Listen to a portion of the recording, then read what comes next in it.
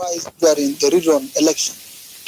It is also very necessary to believe with all the arms of our security architecture to remain alert and vigilant from now until the formal declaration of the rerun elections and after.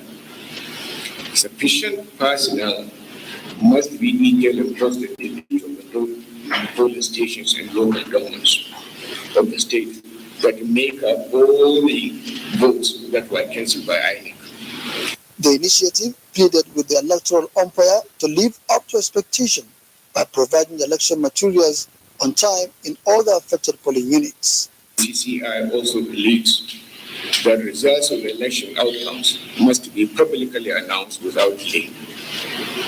The onus is on INEC to deliver a foolproof election. Any act of omission or omission would be squarely placed on its shoulders.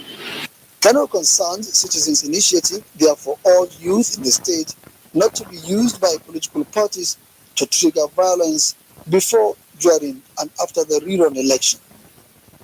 Muhammad Rabiu Ali, NTA News. In the meantime, Bauchi State Chapter of the All Progressive Congress APC has rejected the report of a fact-finding committee on the disruption of coalition process at Tafawa Balewa local government area of the state. State chairman of the party, Uba Ahmedana, during a press conference in Bauchi said the report, which led to reversal of the earlier position of INEC on the incident, is unacceptable. Abbas Mekano reports. Alhaji Uba Ahmed Nana said the committee denied fair hearing to APC as a political party whose agents were not invited during hearing of the fact leading to the cancellation of the result of Tafawa Balewa local government, urging that any decision taken in violation of fair hearing is illegal. To our surprise, INEC constituted a committee that came into Bauchi to investigate what happened. And we all know that once declaration is made, INEC is not empowered. It has no any legal backing to make a U-turn, to revisit any issue after such declaration. It can only be so done by a court of law. The chairman further explained that the composition of the committee was also questionable, adding that the decision of INEC based on the committee report was already prayed for at the Federal High Court Bauchi, filed by the opposition. So we reject in totality the decision, the action of the INEC and the decision of the INEC in that respect. The party therefore demands for a return to status quo as at 11th March 2019. In Bauchi, Abbas Mekano, NTA News. Still on the 2019 general elections, although Nigerians in the diaspora do not have voting rights from where they reside, many of them were involved in the 2019 elections. Some came in while others assisted in mobilizing Nigerians for the election from their locations. Some of them have been sharing their experiences with foreign desk correspondent Makut Simon Majam. Elected officials would be that they are transparent and then they are accountable for the offices they've been elected to. And we all understand that democracy, it's, for them to actually make sure that the dividends of democracy reaches the people that they are representing. We also hope that our elected officials would make sure that we have constant electricity. I was able to meet other African countries and Nigerians, and we're able to discuss, we're able to rub mind, and after we're able to tell them what is really on ground. Nigeria, what we need is technology transfer. We have everything, we are endowed with everything that we need. If our people there are ready to calm down, and I was able to discuss with few of them, over 90% of them have started doing one or two things in the country. There's a lot of movement and traffic between the time before the election period. A lot of them came back to participate. So even without them having the chance to do that abroad, those that were able to contributed by coming back to mobilize their families, their friends, in support for this administration. So we're glad, that our Nigerians abroad progress that we're making, and we're glad that they contributed to the re-election of President Buhari. Information and Culture Minister Lai Mohammed has urged the people of Kwara State to forge a common front in supporting the just elected governor of the state when he assumes duty. This, the minister said, is necessary to enable him remain focused and govern the state with the promises made as the focus of his administration. The minister said this at an APC family get-together in Ilorin, the Kwara State capital. Anthony Forson reports. In attendance at the meeting were party leaders, stakeholders, and a cross-section of sons and daughters of Kwara who have come from far and near to contribute to the Otoge movement, which has brought victory to the party, just as they celebrate their liberation from maladministration and bad governance. Taking turns to make observations, contributions, or outright expectations from the governor-elect, the people were quick to remind the governor-elect not to dampen the morale of the people by reneging on his campaign promises, but should carry the people along and make their welfare his priority. It is against this background that the minister called for caution in expectations. Be patient with us. It's easier to destroy than to build. Be mindful of our responsibility towards the people of Kwara State. We appreciate the huge mandate you're giving us and will live up to expectations. He said the victory they celebrate today is as a result of a collective sacrifice made by all. The governor-elect, who took note of all observations, comments, and expectations, assured that their mandate will not be denied them, as his administration will start from the scratch. This little boy, who caught the minister's attention, had also come with a request, asking the incoming governor to pay attention to education and health. In Ilorin, the Kwara State capital. And to other news now, and it's on a sad note that Garrison Commander 33 Artillery Brigade Colonel Mohammed Barak have been killed along Jos Bauchi Road. Army Public Relations Officer of the command, Major Yahya Nasir Kabara, who confirmed the incident, said investigation is ongoing. We now join Michael in Lagos for more reports on Nationwide. Hello, Michael.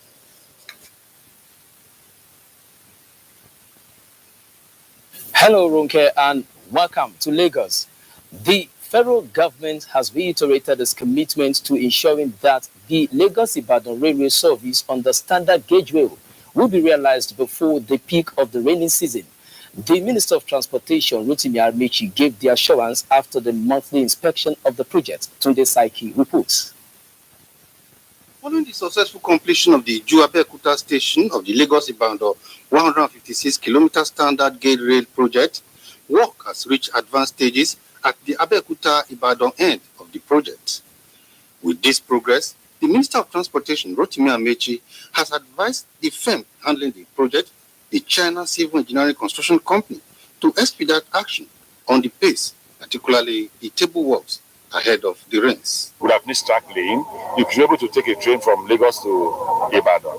But you see, you will not be having stations, you will not be having communication equipment. Then they will have continued the construction of stations. You saw the Butemeta station.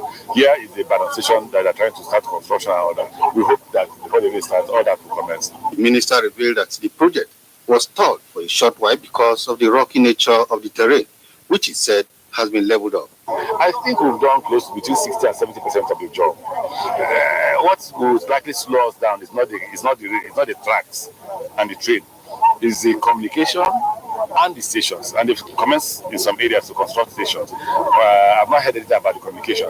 So if you are running just one train, then you can actually run from Lagos to Ibadan without any trouble. But if you're going to run more than one train, then you need the communication equipment. It will be recalled that the maiden train ride from Iju in Lagos State to Abeokuta in Ogun State was flagged off last month by the minister. In Lagos, Tunde Saiki, NTA News. The federal government has launched an app known as reportgov.ng to promote transparency and good corporate governance in Nigeria's business community. Abolade Salami reports that the Regulatory Conversation 3.0 is aimed at harmonizing a viable business environment. The app, reportgov.ng, is a platform designed to easily resolve challenges most Nigerians face when dealing with ministries, departments, and agencies of the federal government. Minister of Industry, Trade and Investment, Okechukwu Enelema, reassured business operators and other stakeholders of government's resolve to improve on its set objectives of creating a robust business climate. And when we look at this app, it's a very tangible attempt to create another avenue for engagement. So let's tell us an app through which you can speak back to the government or to the agencies or to the service providers to say, here is my experience. How can you help? So we want to continue strategically communicating with Nigerian business sector in particular. We want this year to be a very productive one. People tend to assume that election years are going to be dull, and I don't think that has to follow at all. So the economy is up and going. Stakeholders suggest the adoption of a reform by the federal government that will focus on automating its processes and services with a view to promoting transparency. I think it's a very welcome development, and it's also very timely as well because there are many challenges that industries are facing doing business in Nigeria. Public enlightenment. Surprisingly, we have always had, public forums with our stakeholders, with all the stakeholders. We just keep talking because the problem Nigerian has is that of integrity, that of compliance. With the app in operation, the irregularities often experienced by Nigerians as a result of poor service delivery, they agreed will be addressed. In Lagos, Abolade Salami, Nta News. The Federal High Court sitting in Lagos is yet to hear an application by the defense, urging it to direct the prosecution to supply it with a summary of witnesses' evidence it intends to lead in the trial of the Nigerian Bar Association President Paul Usoro. Defense counsel Ifedayo Adedipe informed the court that the application, which is in line with the criminal practice direction, has been made since the 15th of March. Vera Chimuba reports that the trial of the former governor of Ekiti State, Ayodele Fayose, also continued at the court. When the case came up for hearing, the EFCC counsel Rotimi Oyedapo informed the court that he was ready for trial as slated and his witness in court. Counsel Usoro Ifedayo Adedipe drew the attention of the court to the pending application. The EFCC prosecutor told the court that he has not seen the motion, which was served only on Friday. He, however, urged the court to proceed with the trial as that should not stall it.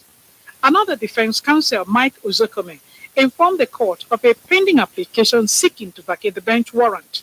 Counsel to Governor of Akwa Ibom State, Charles Mekume, also informed the court of a preliminary objection challenging the jurisdiction of the court to entertain the suit. EFCC had preferred a 10-count charge against NDA President Usoro. Akwa Ibom State Governor Emmanuel Odom, State Commissioner for Finance, Accountant General, and Margaret Ukbe are also named in the charge. The Federal High Court also admitted in evidence a statement made by late Justin Eruka, former personal assistant to former Minister of State Defense Musliu Obanikoro, in the trial of former Governor of Ekiti State Ayo Fayose. Justice Mojishola Olateregu held that the statement was admissible in law. Further hearing continues tomorrow. In Lagos, Viera Chumuba, NTA News. That is it from this end. We return to Ronke in Abuja for more on Nationwide. Thank you, Michael. And now to some judicial matters. Trial has commenced in the alleged false declaration of assets by the suspended Chief Justice of Nigeria, Justice Walter Onoge, at the Code of Conduct Tribunal that follows the appearance of Justice Onoge to answer to the count charge preferred against him. The prosecution counsel, Aliyu Umar Hassan, tendered Code of Conduct Bureau forms and 5 other documents before the tribunal, seeking to prove that Justice Onoge tried to conceal the existence of 5 domiciliary accounts with the Standard Chartered Bank, but only declared his 2 accounts with Union Bank. The first prosecution witness, James Apala, also made presentation before the tribunal. The defense counsel, led by Adeboyega Womon Losan, objected to admissibility of Onoge's Code of Conduct forms of 2014 and 2016, alleging that they had been tampered with. The defense also alleged that the prosecution had made advanced arrangement of the court processes on the 10th of January 2019 to charge Onoge well ahead of the commencement of investigations. The case has been adjourned till the 21st of March 2019. Meanwhile, officers of the Temple of Justice are again tasked to continuously strive to enhance easy access to justice. Acting Chief Justice of Nigeria, Justice Ibrahim Tanko Muhammad, made the plea at the commencement of a national workshop for judicial officers administering justice at the lower courts in Abuja. Dele Atumbi was there. Seated here are judges from area, Sharia, and customary courts across the country. And the number 1 judicial officer, the acting Chief Justice of Nigeria, Justice Tanko Muhammad, is using the opportunity of having this category of judges to reiterate the important role their courts play in the administration of both civil and criminal justice in the country. Justice Muhammad reminded them that the constitutional role of the judiciary as an arbiter should be guided jealously and pointed out that actions and inactions of judges must always be in consonance with the code of conduct for judicial officers. He urged judicial officers to ensure the protection of human rights by finding and giving expression to the basic rights and freedom to which all human beings are entitled. Democracy insists on the respect for the rule of law.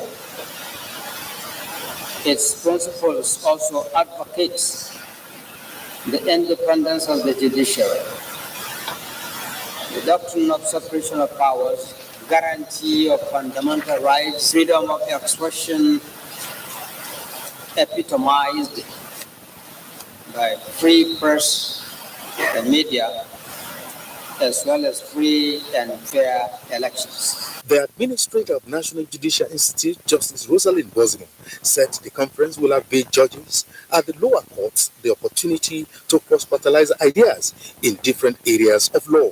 To this end, the speedy and expeditious resolution of cases before your cause is highly encouraged. The convergence of judges from area, Sharia, and customary courts is to improve dispensation of justice at the trial courts. In Abuja, Dele Atumbi, NTA News. You're still watching Nta Nationwide. Ogochukwuka in Benin has an update on Lassa fever treatment in Iroa Specialist Teaching Hospital. Hello, Ogochukwuka, it's over to you. Yoronke, good afternoon, and thank you for joining us. About 35 patients are receiving treatment for Lassa fever infection at the Iroa Specialist Teaching Hospital in Edo State, but the authorities say the latest outbreak has a declining infection rate. Agatha Ebarojo reports.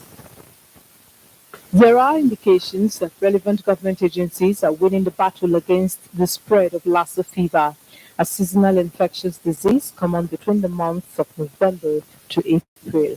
Although there are still cases of infection, but it is not widespread, as authorities in the Iroa Specialist Teaching Hospital Lassa Fever Control Center say, compared to last year when 100 casualties were recorded, about 30 victims are receiving treatment brought in from Edo, Ebonyi, and Ondo states, with only 5 deaths recorded since the outbreak last year. Noting is that report of deaths of medical personnel is false. When there is this fever that is not responding to your common anti-malarials and antibiotics, physicians are advised, people are advised to then go for further testing to see whether it's Lassa fever virus. And like we know, there are many centers in the country now where the Lassa fever test can be done. And I think any of the centers can do the test and then appropriate treatment can take it from there. The director of the center, Ephraim Obani, is emphatic that the rigorous awareness campaign and the federal government's prompt response through the Nigerian Center for Disease Control is paying off. In Iroa Specialist Teaching Hospital, Iroa, Agatha Ekwaroju, NTA News.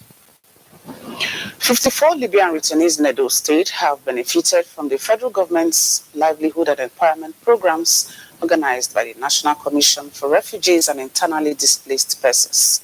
Bukola Rubusi has details.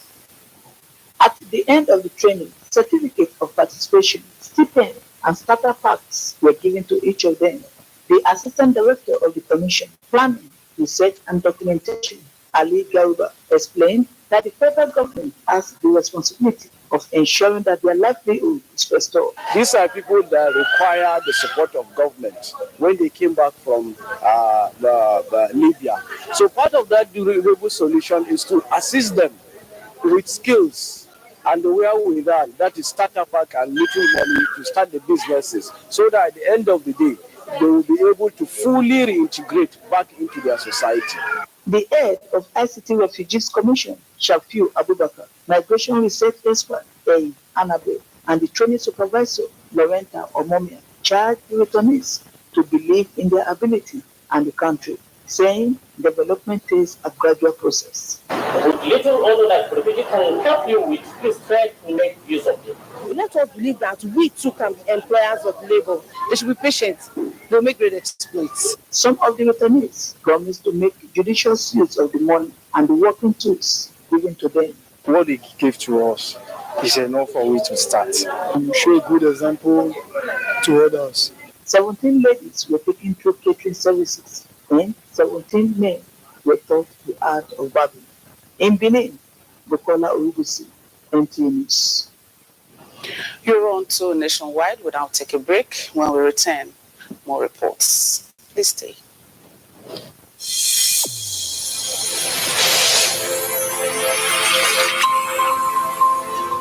A new edition of TV Guide is out with special focus on the role of the media in election coverage. Exclusive on the National Broadcasting Commission, its mandate as the sole regulator of Nigerian media. Dr. Toba Dabaden and Ishak Modibo. Now, this edition also features the king of stand-up comedy in Nigeria, Ali Baba.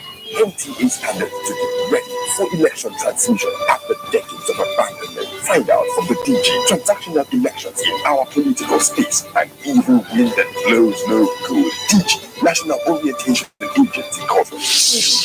Your indispensable companion x-rays the impact of social media on electioneering process as electorates present their expectations from incoming government.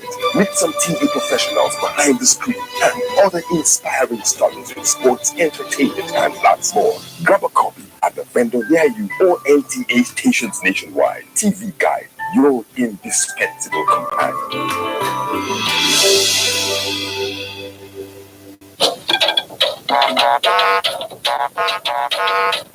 When you hear that sound, you know that Nigeria's most authentic newscast is about to begin.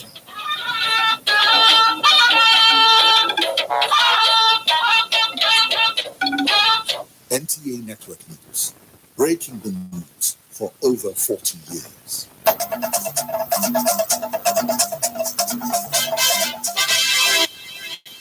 We are glad you are still staying with us. Minister of Education Malam Adamu says the continued attitude by state governments deliberately refusing to providing counterpart funding for basic education, if not stopped, the federal government will have no other option than to use a strategy of deducting the money from source. The minister said this at a media briefing on the efforts of the present administration to providing a total matching grant of 350 billion naira to fund basic education in the country, as against the 92 billion naira provided over 6 years by the previous administration. Abdullahi Musa Suleja reports that Malam Adamu also noted that corruption and lack of political will, among other reasons, have been responsible for most states' inability to provide in their counterpart fund to enable them access the matching grant provided by the federal government for universal basic education. President Muhammad Buhari provided a total grant of 350 billion to basic education in the country. As we said, this is conditional. Unless states pay their own counterpart funding, they don't get anything. The government decided now or from now on to be getting it from source, so that states do not suffer as a result of the mistakes of their government. The minister said the grant is for procurement and supply of textbooks in various subjects, construction of classrooms, provision of library resources, and training of teachers. It is an established fact that infrastructure is one of the bases for social and economic development, but sometimes lack of planning makes it difficult to support such development. An instance that typifies this is in Garing Tanko village along Kaduna-Abuja Expressway, where 32 years after, children there denied going to school. There is, however, hope to right this wrong, and the communities responded with enthusiasm. Usman Aliyu reports of one infrastructure that seems to cater for their plight. When this road was dualized in 1987, people here in Garintanku, a community between Niger and Kaduna states, had great expectations. Their joy gradually turned to sorrow, as the busy road has been costing them dearly. The absence of safe turns, pedestrian bridge means a daily unfair race between man and machine, the result of which children of Garintanku have to make a choice between life and education, as frequent accidents continue to claim their lives. Now the road is undergoing reconstruction, and the government understands the dilemma of the people here. Wani lokaci da makaranta nan ake so a yi, amma saboda ba yara ba su samun wucewa dole yanzu makarantar wa'ansu in dai ba sun manyanta ba. We have a couple of pedestrian bridges, and we're even considering the possibility of having interchange where vehicles can conveniently move and face various directions along the road corridor. It should last nothing less than 20 years with the way it's being constructed. Now we are since approximately 7 months on ground. We are working in 3 sections. For transporters, this road is one of the major arteries linking Nigeria for commercial activities and social integration. So unarguably, this road is very important. And so for that, President Muhammad Buhari considered it among critical road projects to benefit from the Infrastructure Development Fund of $650 million, equivalent to 198 billion naira.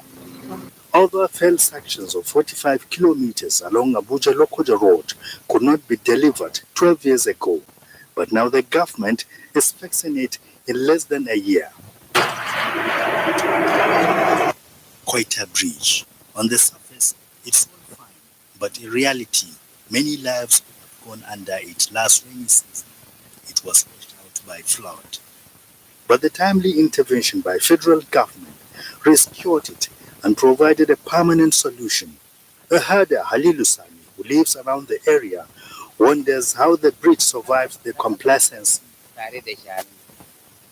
It is such interventions and proper planning for infrastructure development by the Buhari government, experts say, will lead to realization of the quest for limitless national development.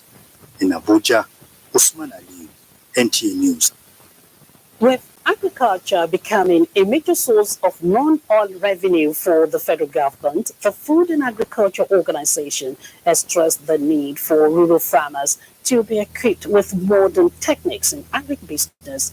It is in the light of this that the UN agency, in collaboration with Kaduna State government, commenced training of farmers on farm records, cash flows, book records, among other business in agriculture. Musa Babaliu has the details. In spite of the fact that Nigerian farmers are contributing largely to the socio-economic well-being of the country, financial illiteracy, absence of adequate records and statistics of area under cultivation and output remain major challenges.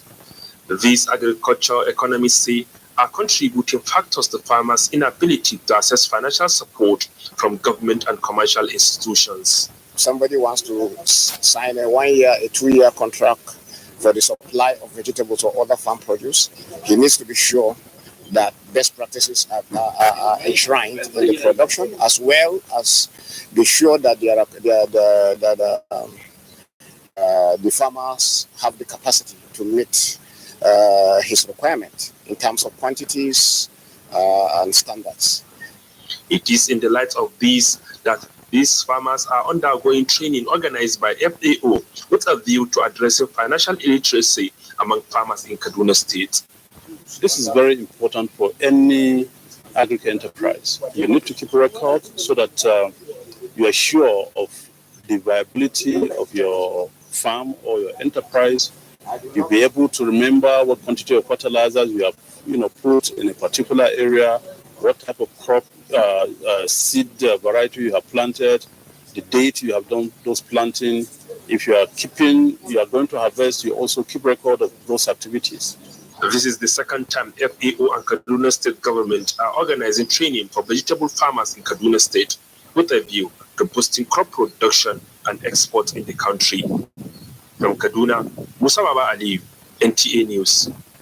And still in line with the federal government's diversification to non-art sectors, the Federal Ministry of Industry, Trade and Investment has organized a workshop for cashew farmers in Ayimba, Kogi State, to leverage on the new direction of the federal government. Ayo Dele Bigbemi reports that the Federal Produce Inspection Service, an agency in the ministry, convened the one-day workshop. The workshop with the team Cashew Nuts Quality Control and Regulations have in attendance cashew farmers, licensed buyer agents, processors, government agencies, and other stakeholders from within and outside the state. The coordinator of the program, Mr. Dafang Idris Sule, said the workshop is aimed at enhancing the quality of cashew nuts exported from Nigeria, putting into consideration the numerous value of the commodity and its large demand in the international market. We have had rejections in the international market. Last year there was glut of cashew in the international market, and it was occasioned partly by bad quality. Government needed to step in to ensure that our own is also very competitive quality-wise, so that when we get there, the best will not carry the day. The Permanent Secretary, Federal Ministry of Industry, Trade and Investment, Sunday Akpa, represented by Gata Liman Idris, a Deputy Director in the ministry, said the workshop is in line with the ministry's statutory mandate of enhancing competitiveness in Nigeria agri-commodities for both domestic and international markets by adhering to the quality standard. He added that the available data from the Foreign Trade Report of the National Bureau of Statistics shows that Nigerian total export for the third quarter of 2018 was 4.835.6 billion. A technical session on the techniques needed to improve cashew quality was anchored by Adams Momo.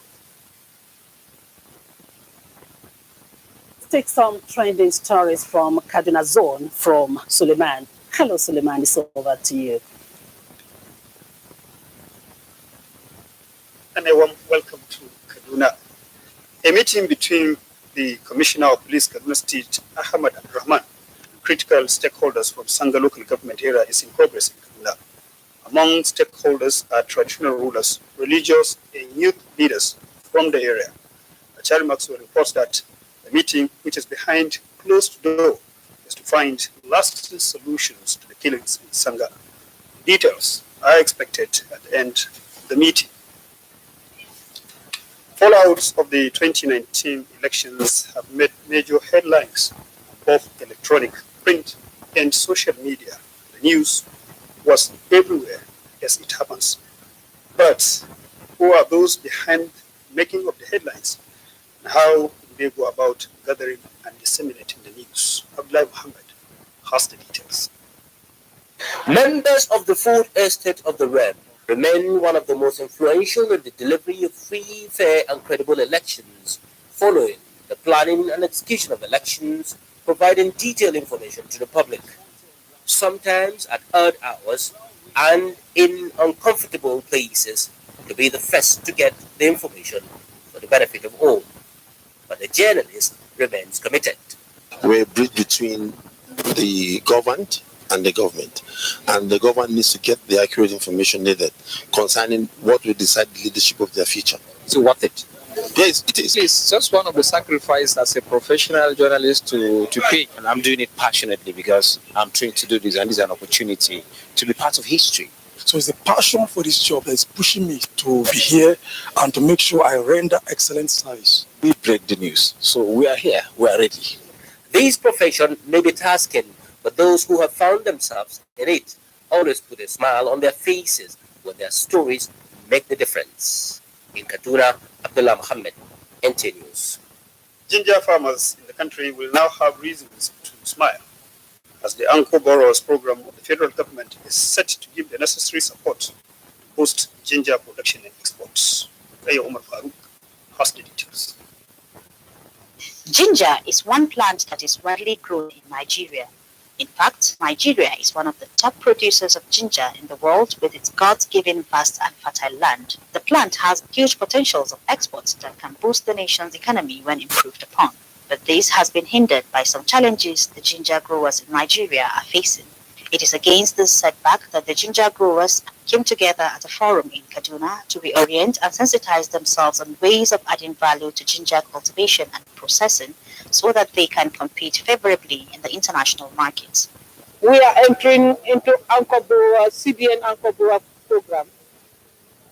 We will now be able to know what is the cost of production per hectare, so that there won't be any misguiding.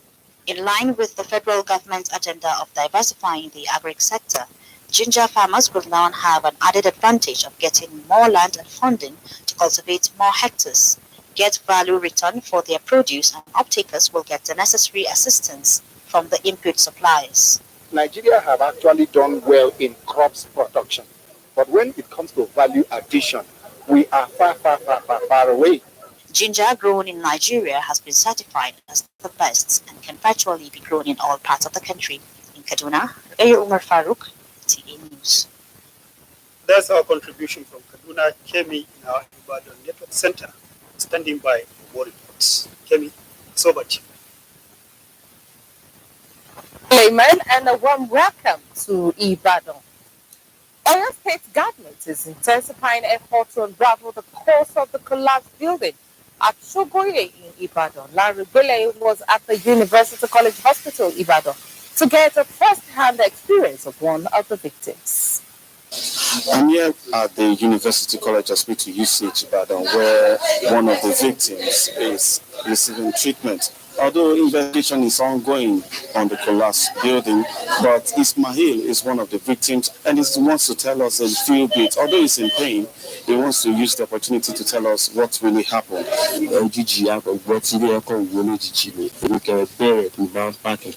was helping out to carry some blocks when there was a loud noise and the building collapsed on us. I was on bended knees for 7 hours before I was eventually pulled out of the rubble. Well, Ismail, you just heard it from him. He has just narrated his story the way it occurred. We are also fortunate to meet with the officials of his local government, that is the local government he came from, and this is what they have to say when we interview them. The local government is ready to help and to assist in terms of the medical bill. One of them went Dama. By Dama, I meant discharged against medical advice. So if he chose to discharge himself, the hospital will not take responsibility for that. But the one on ground, we are adequately taking care of him. There you have it from the PRO, and there's nothing more to add. It's back to the studios. As a way of ensuring successful fight against corruption campaign of the present administration, members of various bench from Oyo, Ogun, and Lagos State gathered in Ibadan to brainstorm on how to strengthen the existing legislations to address incidences of delayed criminal trials. Correspondent Abdul Kamaldeen reports. The workshop brought to bear challenges the criminal justice system was faced with in the past and the reliefs contained in the Administration of Criminal Justice Act 2015 to promote effective and speedy dispensation of justice. The Constitution expects closure of criminal trials within a certain period. It spells it out, 3 months. Various states that have promulgated the Act also added some variations to make the laws more effective. Once there is an appeal, you come before the trial court, you say you want to stay proceedings. In criminal trials, you can't obtain any stay of proceedings. So we find that we have a serious problem of prison decongestion, for instance.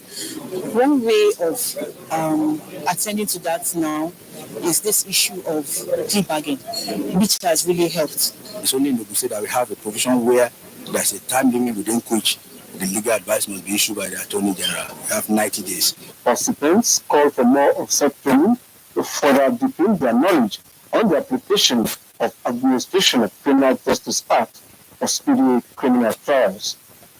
From Ibadan, Abroad Kamadin continues. And as the electorate focus attention on 2023 general elections, the need to appraise the conduct of 2019 general elections for better security arrangements has been stressed.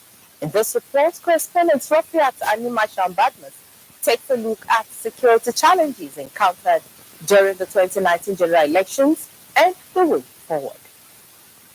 Nigeria has experienced 6 national multi-party elections in 2003, 2007, 2011, 2015, and 2019. Security experts say breaches of security during election, which often includes snatching of ballot boxes, posing threats to electorates, vote buying and selling, and collaboration with political parties are threats to elections, which should be addressed in due course. To the youth, this is time for us to discover ourselves. We should not allow ourselves to be used as instrument of the anti-social. Some members of the public advocate for solidarity among the security agencies and government's provision of additional logistics during elections. It was so peaceful. We had it very nice and everything went well. Constitution has given it power to secure the people and secure the nation. They should do the needful. They know what to do. It is hopeful that post-election reports from all the security outfits will address security challenges in the subsequent elections. In Ibadan, Rafia Animashan Badmos, NTA News. And that's our contribution from Ibadan. Nationwide continues after this timeout. Stay with us. These days, people get their news and information from more media sources than ever before. Some of the news and information given are fake, unverified, doctored, and manufactured to create confusion, stir disaffection, and cause disunity.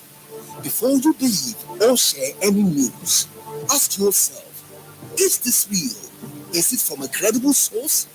Is it verified or verifiable? Fake news is dangerous. Whether you do it for fun or for political gains, real people can get hurt. Fake news, don't create it, don't spread it. This is a public service announcement from NTA.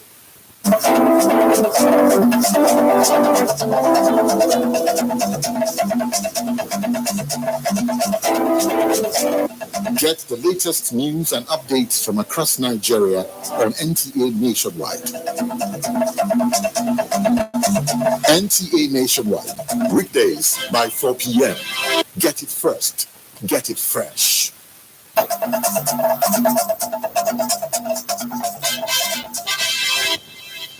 Welcome to the last lap of the bulletin.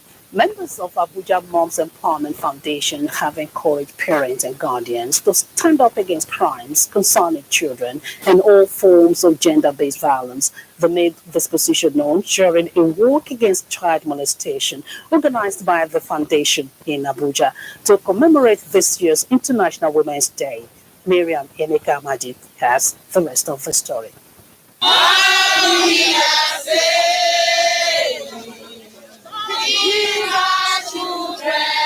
As I was going, someone took candy in my bonbon. When my mommy come back, I told her.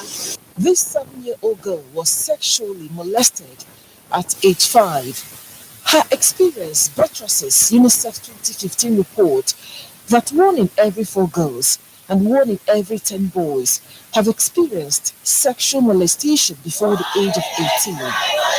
To curb this menace, Abuja Moms Empowerment Foundation Through this awareness work is sensitizing Abuja residents to rise above this increasing ills. At least my daughter can see now that she will not hate boys again. It's not all boys that are wicked. And that there are people to fight for her if any boys molest her or do anything bad to her again. A lot of people don't want to talk about it because of fear for the child being stigmatized, but that's why we're here, to tell women and men as parents that it's okay to let the child get closure. Some of us have not healed. I was molested at age 10, and I mean, I didn't get closure until I spoke about it on the platform, Abuja Mom. It's really sad when you see children, underage children, 3-year-olds, especially the case of a 45-year-old man that raped the girl with the Down syndrome. My heart bled when I saw it, and that is why we're all here today to, lend our voice and cry out as mothers that this menace has to stop. There seems to be no deliberate attempts to stop it. Either people are not very much aware, or the people that are aware seem to have folded their hands and are doing nothing. So this work is a sensitization. The work started at the Unity Fountain through Maitama, Wuse 2 Central area and culminated at the Takeoff Point. Abuja Moms is a women's support group with the passion of seeing women succeed in all their endeavors. Miriam Emeka, the NTA News. Time now for sports with Kele Hemabudike.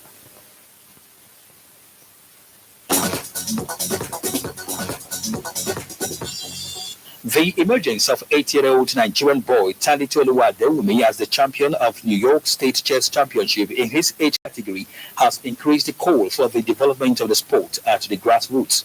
The problem we've been having in the past is that we don't have fundamental structures that will make us to see or make us to have a successful transition to the next level. The young star, who has set a target to become the world's youngest chess grandmaster, started playing the sport barely 20 months ago. Head coach of Nigeria's under-23 men's football team, Imama Amabakabo, has assured on a personal result when they play against Libya in the first leg of 2019 CAF under-23 men's Africa Cup of Nations qualifier in Tunisia on Wednesday. The 23-man team, which departed Lagos Monday, has 12 Nigeria Professional Football League-based stars, including Lobby stars John Lazarus, while Turkey-based Azubike Okechukwu and Villarreal Samuel Chukwueze are among the 11 foreign-based players. Top Nigerian golfers, including number 1 ranked Andrew Odo, teed off the first round of the 2019 Nigeria PGA NMPC DMDs Cup on Monday at the IBB International Golf and Country Club Abuja. 69 players are in the stroke play contest over 72 holes, while in a hunt for a share of the 8 million naira purse prize until Thursday. It's about time we begin to see corporate organizations give support to the development of professional sports, because the image of the country is promoted mostly in professional sports. This is the first time the tournament is open to professional golfers. With sports update, Kenan Ima Abodike, NTA News.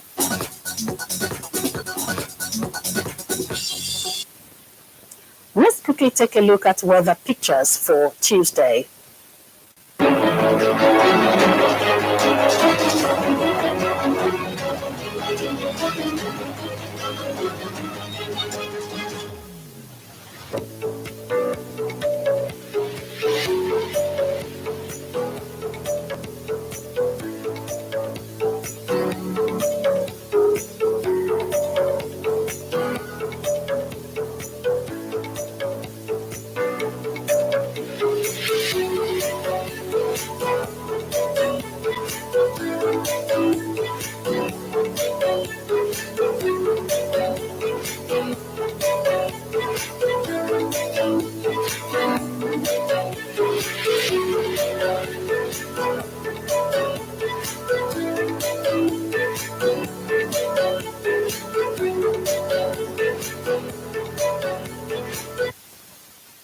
and weather runs off nationwide this beautiful day. We thank you for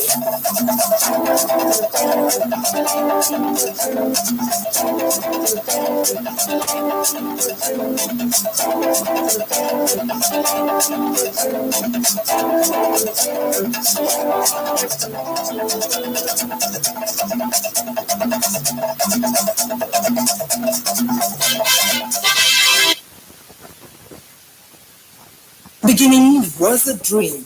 the concept of